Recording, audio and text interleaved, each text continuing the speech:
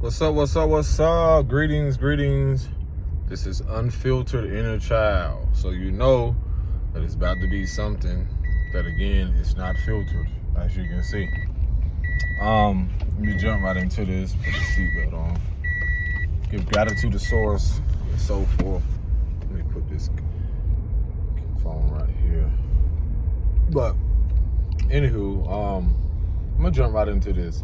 I'm gonna get straight to the point, like an end of a pencil. You know what I'm saying? Anywho, I had something that come up for me. Shout out to those who are new to the channel or coming in and so forth. The inner child aspect is so vital because, again, it's the parts of you that you have abandoned and neglected.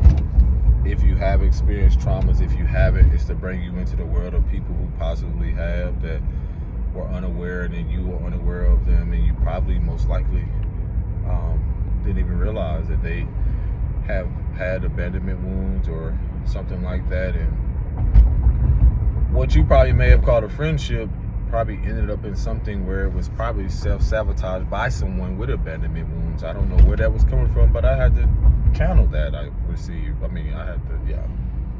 So moving forward, I'm gonna start off with this topic right here because I was in the process about to upload some more content to this channel, but then this came out of nowhere. I don't think a lot of people realize that people with abandonment wounds or have dealt with it know how much they are or become subjected to not being protected very young. An abandonment wound also automatically puts you in a vulnerable state, in a state of exposure to so many different things. On my other channels, if you're new here, they are linked in my bio. I will share content from those where I talk about these things, where you can see my journey through doing what we call the inner work in the spiritual community, meaning like facing your deepest fears and shadows, subconscious fears, and going on what some may call the healing journey, basically to restore balance, whether that be in your lineage, your family structure, your family dynamic, restore the foundations, recover from abuse, abandonment, recovering from self-abuse, self-abandonment, so many different ancestral and maybe learned behavior patterns that you were unaware of.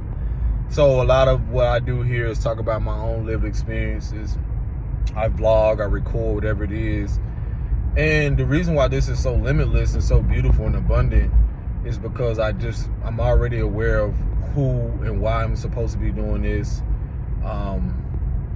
Like the beauty of how many people are going to connect from this, and the hundreds and millions and if not billions of people that will connect to this. I speak these things because, like, when I know individually what I've experienced, this is not projecting my experiences on the people. It's more so connecting to people on a more collective aspect that deal with these things or probably unaware of it. And so me speaking about it brings, again, awareness to where it really changes and supports a whole different way of how we value ourselves, see ourselves, and so forth. So I'm trying to park so I can get more into detail about things. So yeah, I wanted to talk about that, which is, hold on, this charger. Gotta keep this plugged up because I don't know. Let me see how much I'm actually on. 48. I should be good. I'm gonna unplug this. So I don't think a lot of people actually know when I say how much they fix the lighting, how much they are in your, how much unprotected you are when you have dealt with an abandonment wound, whether that be from emotional abandonment. You can research and learn. What else?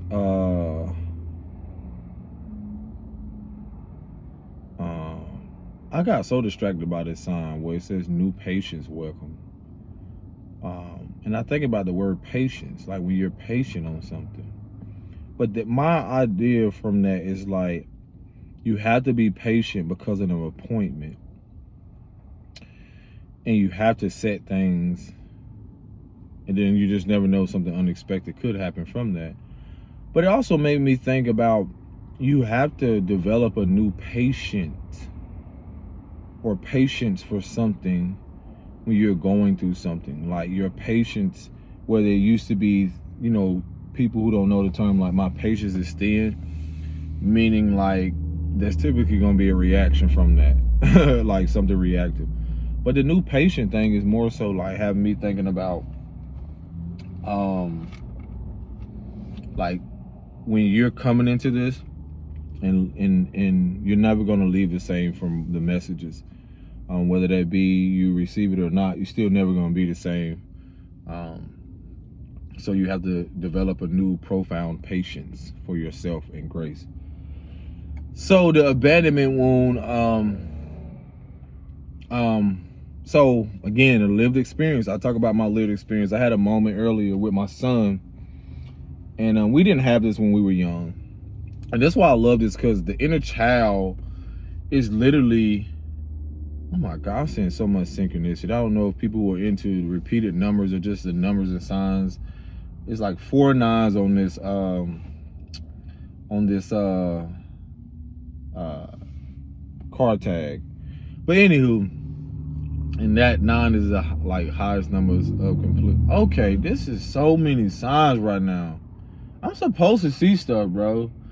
I see. So this, I'm just gonna give gratitude, because the 4 9s is the highest number of completion. And anything towards 9, you're gonna get 9. So that's like those who don't know much about like or unaware of like the significance of 9 and the completion, and also the highest number, because anything you get to 9, you're gonna get 9, because all numbers break down to a single number. So these 4 repeated 9s is still break down to 9, because 9 times 4 is what? 9 times 4 is what? Is that 48 or 36? No. 47? No. What am I doing? What am I talking about? Is that 36? Yes, I'm tripping. 18 and 18, which is 3 and 6 is 9. Then I look in front of the thing, and it has a sign on the flaps of a truck, and it says Monroe. And it just gives me more confirmation to the message, because that's my hometown, like where I grew up at was Monroe. So that gave me more confirmation on 9 is a highest level of completion. So this inner child aspect is like the bridge between my inner child healing and the completion, what I feel like within myself, and also the awareness around it connecting. That inner child aspect reminds me of my childhood. Like the Monroe was just even more confirmation. And it reminded me again how I'm going to merge these stories, which is the fact of my son today. When you are a guardian or father, those who are very active and aware, I have like these spidey senses, or so aware to where you have to be more patient. I was referencing that. Patient with the fact of like when you're on a sidewalk with your kids. My son is 1.5, so he's on a balance bike. We didn't have that growing up. That's just where you don't have wheels, and they get to hold onto the bars, and basically they're walking their bike, and they can glide and whatever. And which is cool, because I'm like, shit, that's just a bike with no fucking paddles. And I have to be very attentive, because boys I've learned, like just myself personally, we love to be so assertive towards things. And then I had to learn more of the inner child with the wounded aspect. With when you have grown up in dysfunctionality, your assertiveness and direction is more geared towards overly aggressive or impulsive. So I've had to learn through the wounding of not knowing how to manage that, to now with, again, astrology. I follow astrology, is where this Chiron in Aries is recreating my identity around how I manage my anger and use it righteously and direct it in more of a healthy, assertive way, rather than in a violent way or aggressive way. I've been doing that more so like with working out, but not doing too much balancing, and also being more active, just more in a healthy, assertive way. There's many ways to do that, but again, even with my tone, like my voice, I had to learn my approach with that, because again, growing up in certain environments and so forth, seeing people misuse and abuse it. So again, moving forward, my son's on a balance bike, my daughter's on a scooter. So she's 5, so I'm more knowing that she could not go too far. She's more aware and attentive. My son is, little boys have this way, again, through assertiveness, we direct our action towards stuff so much so, like, to where we have to learn differently. We don't, men master logic, women master feelings. So that son thing is that you have to be more assertive on the approach with little boys and when they grow up. Now, depending on the little girl is different, because if she grew up with a father, then that's where a whole nother topic comes into play, where she can gain more of a more masculine approach, because some people have more masculine energy than some. So she, we were on the sidewalk. He begins to, I have to be mindful of the distance, because he can veer off. He can go right off into the sidewalk, into the road. And I've always told him, I'm like, boy, I'm not finna deal with your mama or be able to live with myself or something like that. You know what I'm saying? Because what most people don't know, and this references the inner child. I've spoken about this on a previous video, but I'm in a more healthier space now, to where it shows my evolution in the old videos, where it was a lot of emotion and anger, and more so like repressed emotions around it, when it came to the fact of the neglect and the abandonment, when it came to my mom way of nurturing me, and through the verbal abuse and how she approached it. And so for me, that was, those who are new to this channel, I was hit by a car very young, actually around the age of, I want to say 7 or 8, 9, 10. It was basically in elementary school. I had to be like, I want to say it was between the age 7 and 10. The reason I say that is because I just remember the school I was going to. I know I was young, but either way, when I was hit by that car, I had ended up like getting hit where the lady was speeding in the neighborhood, and she usually speeds. And when I got hit, I went approximately, it had to be like 50 to 60 feet in the air, airborne, and came down on my head. And I'm just judging when I say 50, 60, because the power lines, I'm just, how a power line is. For those of you that don't know, I don't know if they have it in other countries, because it depends on where you're coming from. Power lines are, let me see. When you look at those streets over there, the power line is those things that you can see off in the distance. So I don't know, judging by that, that's probably like 40, I want to say 50 feet at most, if that. Either way, where I'm getting at is that I'm grateful enough to survive, because I reflect on how much abandonment, like, and neglect, knowing how you dealt with someone who was, in an abusive relationship, and basically neglected their inner child, which I know now, and their well-being, to escape through drugs and so forth. So for me, I realized, after that traumatic experience, she did not take me to the hospital. Most people would be like, what the fuck? Yeah, I did not go to the hospital. And her response, even coming down there, was like, what is your ass doing in the street, or something like this, da da da da da. Everyone was familiar of kids riding around in that neighborhood. The lady that hit me was very much so the one who was speed, because it was like coming around a curve where you had to be going, like in a neighborhood, you gotta drive like 15 to 20, because 20 would be fast, because it was one way in and one way out. And how I was hit is that she came down and up around a corner, but the way she was speed, it was a dune buggy, or what they call like a whatever you call those dune buggies or Beetle type cars they call now.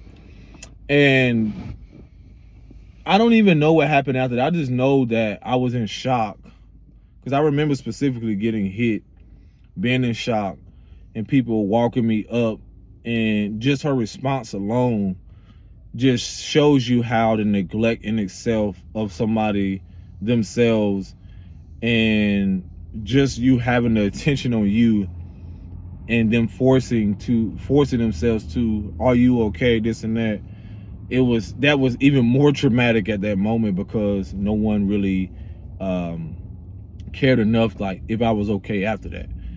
I later, again, going back into the story with my son, and I'm gonna connect that's why I have so much of a heightened awareness around how I approach and protect my kids, is because my daughter's like 5 feet at most, because I tell her, like, let's slow down, because your brother, he's just using his little feet.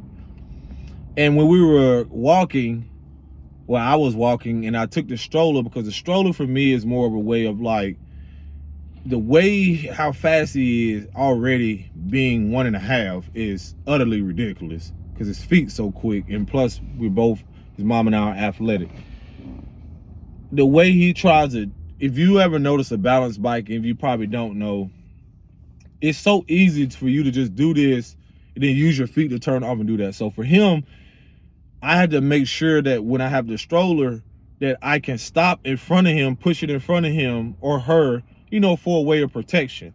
That's just another way to where, and also, if he doesn't want to walk, he can get in the stroller. My daughter usually has the strength and the endurance to go long distance, so that isn't really an issue.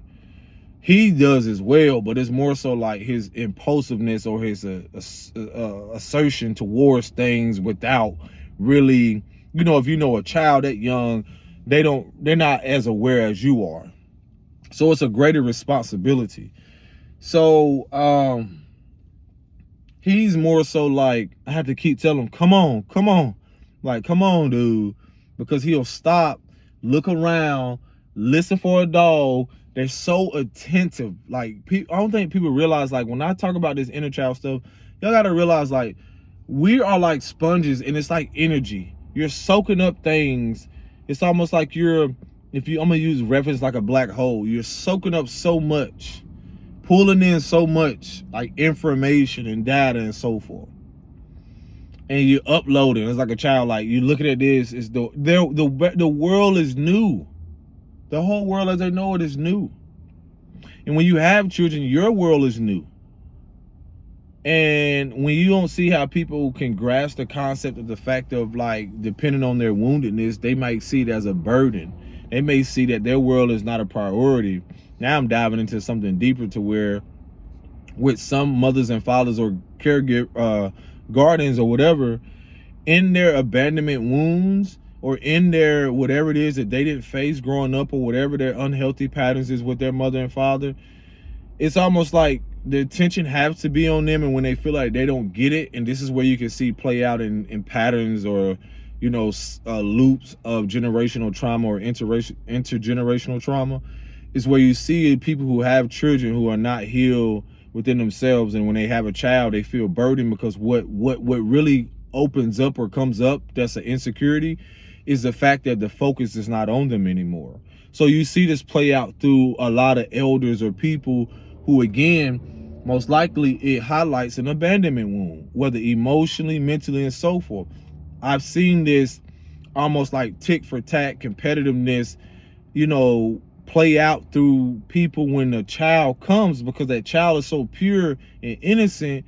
It hasn't been subjected to projections or fears or certain things of this world that other people have through lived experience gain. So what I've noticed is I've seen that play out a lot, to where I used to tell people, and a lot of people know, that there are people who are jealous of children. And it's almost like not just their physical appearance, but it's an internal jealousy or resentment or whatever it is, because again, it can be rooted in an abandonment wound. It can be rooted in woundedness.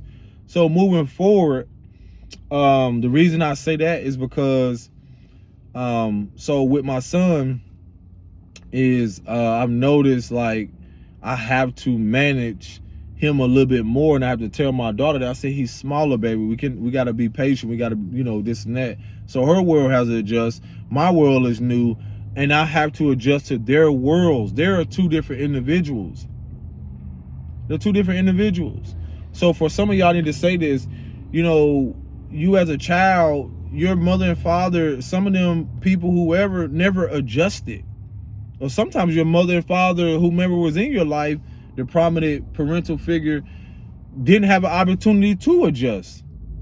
Meaning like they had to suppress or continue to suppress their emotions and experience through a job or through something else because they had to provide for you.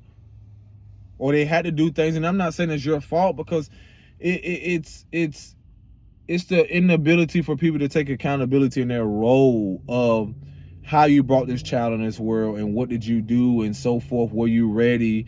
So you knew what was coming kind of with it, or were you unconscious of this? You just doing things because you just didn't know no better. So my son, as I'm walking with them, like I said, he stops, and I tell my daughter, I said, hold on, baby. And he almost wants to go across this crossroad. I'm like, no. Then, your tone has to come. I said, no. And then he looks, and then, the lip poke out. Because, sometimes people don't realize, like, they want to do stuff, but they're not used to telling them no. And now they get, bothered and emotional about it. But you don't mean harm. It's just the fact of, like, you have to let them know no means no. And it's just like a boundary. And it's something that you develop and they develop.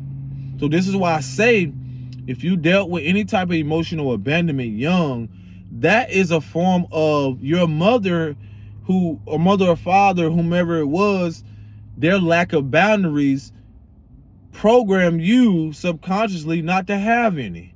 So now you're subjected to all types of people overstepping boundaries, or what I would say blurred boundaries, where there is no type of boundaries or structures in place to where you know how to maintain and protect your well-being. You know how to protect yourself, be discerning, intuition, and so forth, because naturally kids have this very young.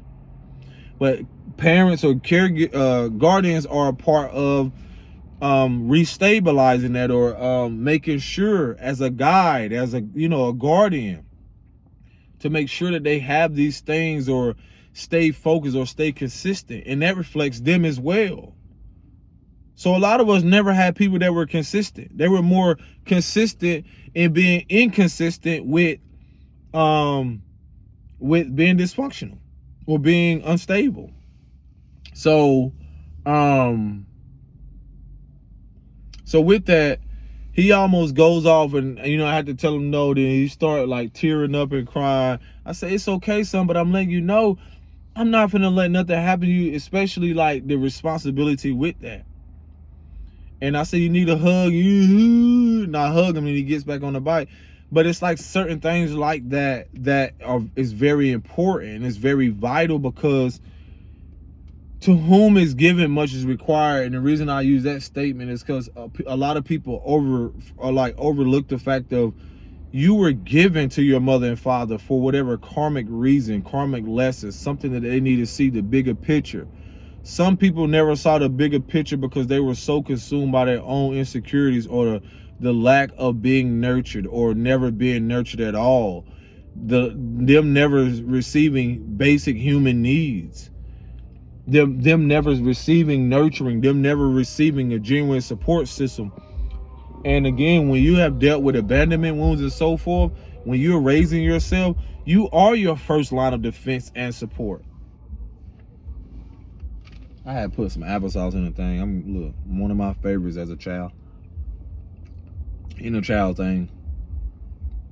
Feed your inner child. Like the little man, listen, one of my favorites. So the thing about all of this is like it brung up something, made me reflect on the fact of like wow, the abandonment for a lot of you. Let me show you from lived experience how it can show up, especially when you have someone who don't know how to prioritize their well-being. With my mother, especially when you're in something abusive, you abandoning your self-worth, your self-value, and you're determining that with your relationships. So in abandoning yourself and not knowing how to be healthy for you and show up for you, you abandon this part to be almost codependent and dependent on the person. And to me, growing up, it was so dysfunctional because it was unrequited. And then her way at that moment was, the father wound showing up for her was being in relationships with men too long, for so long, it being abusive, not knowing how to walk away, and still like the behavior patterns. And this is through observation as a child, going from men to men, or more so like still hanging on to the other man, even when she's not living or with the person anymore. Like, I'm telling you, the shit was so traumatic. So it brought up for me again how much seeing how much people abandon their own happiness or what they perceive as happiness to try to offer someone else. It ain't even happiness. It's rooted in so much of like woundedness to where they convince themselves that this is normal. And so the whole bike thing was so significant because I know people who would have handled it differently. Like, I do not believe at all, or my belief system is not whooping a child, being disciplined like that. To me, that's one of the first things like that was very traumatic for me. Is like, as a little boy, being whooped, being spanked, seeing someone take out their aggression and their anger on me because of a decision as a child.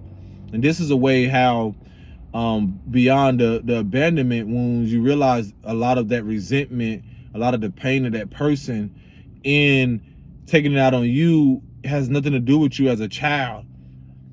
In their inability to know how to manage their emotions, or even have seen or witnessed a healthy form of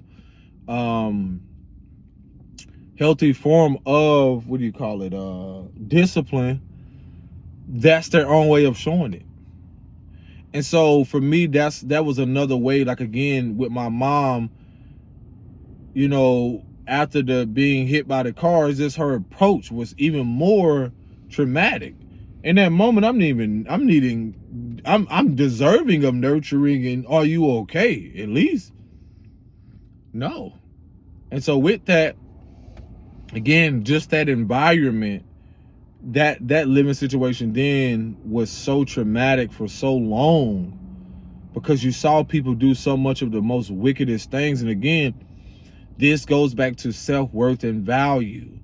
When you have someone who is so rooted in their belief system, is so rooted in anger, rage, abuse, self-abuse, and so forth, to where you're forced. Because when you're that young and dealing with abandonment wounds and abuse and neglect and so forth, you are like lived experiences. Like, I had to, it's almost like unfair, and just like sometimes I don't even know how to even try to comprehend and make sense of the fact of the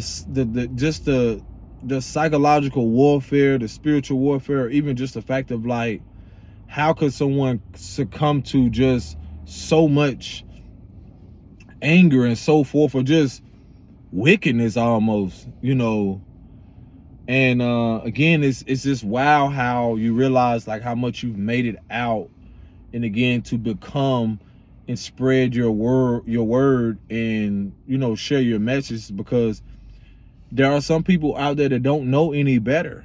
Their way of discipline is the only way. And and that comes from again, from generations of seeing people who have been abused and have hid it and suppressed it for so long, to where, again, intergenerationally, this follows them right into their daughters and sons, repeating the same patterns and so forth, and almost will fight you tooth and nail because you choose not to allow your children to go through that. And that's almost like an internal battle every day. Like, again, that's a form of realizing how much how much I wasn't protected as a child, and my inner child was affected later on into where I'm at now, my adult stage in life. So it's wild, because you realize, like, again, even looking at the world, the collective, how much so the reason why this inner child aspect is being ushered in a new way of a new order of things,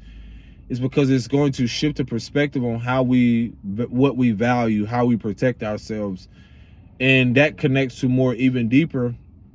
When you think about abandonment and even the wound of it, so much so to where you see where people have developed belief systems around monetary, like how they, deal with things monetarily. Like, this is coming up, like adoption. What do they call those homes? Group homes, elder homes, elder living. Y'all don't realize, like, a lot of this stuff on so much deeper levels, on the spiritual, the corruption, the abuse of power, a lot of it is rooted in preying on the wounding of kids, like as adults, preying on our childhood wounds. So the reason I bring this up is that you're able to recognize how things have been more dysfunctional to you believing in a world and the illusion that things are functioning normally. When I see people on the street, when I see a lot of shit going on, I'm like, bro, I can literally pick up on the energy, like, they're not just alone. Who and what has abandoned them? What did they deal with to realize, like, when they got older in life, you're seeing so many people, most likely a high percentage of these people, that had to raise themselves, especially if they dealt with someone who neglected them young and escaped through drug abuse. These are cycles, y'all. These are things to where I'm able to see the pattern. I'm able to see the shit way more deeper than someone who just assumed, like, oh, they're just a person on drugs. It's more deeper than that. I was there in the sense of, like, being close to being presented with crack cocaine, knowing that I probably wouldn't have gotten away, or who knows how long that it would have taken me to get out of such rut. Because, again, abandonment wounds will have you trying to escape through being numb and not feeling and facing the memories, the suppressed memories, the unresolved emotions and memories that never got solved, or the conflict resolution around that parent never apologizing, or you never having that talk because that parent may have transitioned and been unalive, or whatever it is, dealing with a person that, whether it's dealing with sexual abuse, you never really coming and getting the closure that you deserve. So when I talk about this inner child, the inner child is a person that at whatever age that happened, or whatever it is they experience, is the very memory that people have suppressed through their relationships. That's all I saw my mom do. That's all I saw people in my family do. That's all they continue to do. And it's not their fault. Because once you recognize that you are the cycle breaker, you actually have now realizing that you have already changed the trajectory